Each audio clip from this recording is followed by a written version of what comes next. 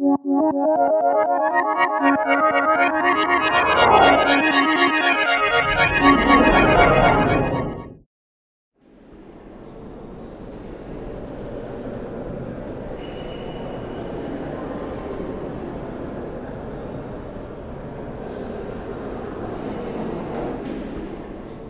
Richter was born in Dresden in the former German Democratic Republic in 1932.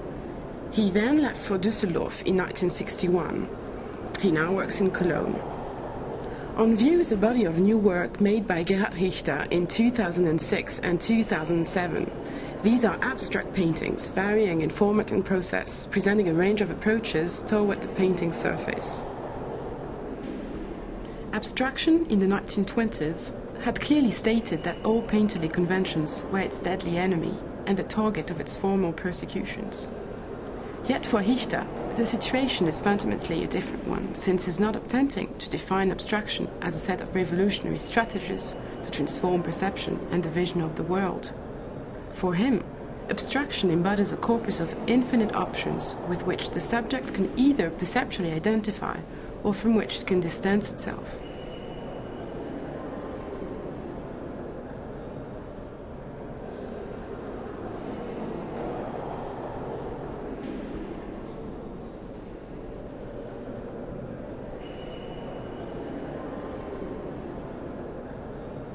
How do singularity and serial repetition correlate with each other in non-representational pictorial structures?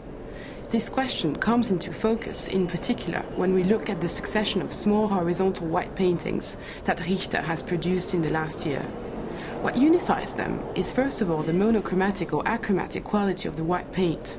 At the same time, residual or emerging traces of actual color erupt into what would be otherwise a perfectly achrome or monochrome work. One function of achrome painting has always been to allow us to focus with all the more attention on the extreme variations of gestural and factual differentiation.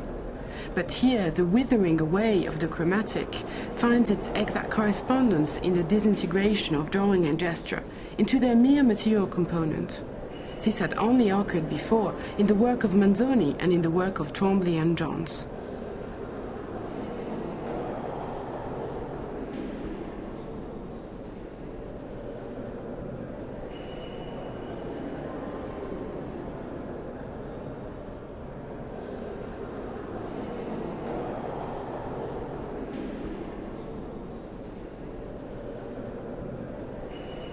There are two modes of experience that abstraction inevitably fails to address, yet both are the origin of Richter's pictorial desire: trauma and love, the unforgettable and the unrepresentable.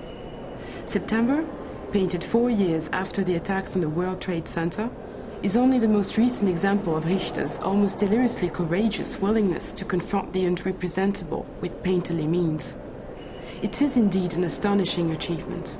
It succeeds by virtue of the fact that the painting's own spectacular seduction signals that the collective desire to commemorate tends to replace actual memory formation and mourning with the production of kitsch. The painting tempts the spectator by simulating precisely that substitutional character in its acrid colors.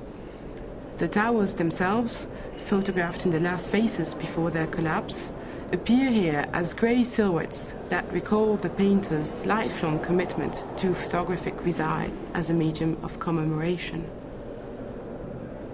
Thus, the painting formulates the tension between an absolute necessity to remember and to represent, and an absolute dysfunction of painterly means to perform these tasks in any other way than by taking recourse to painting's origins, in the paradoxical fusion of trauma and desire.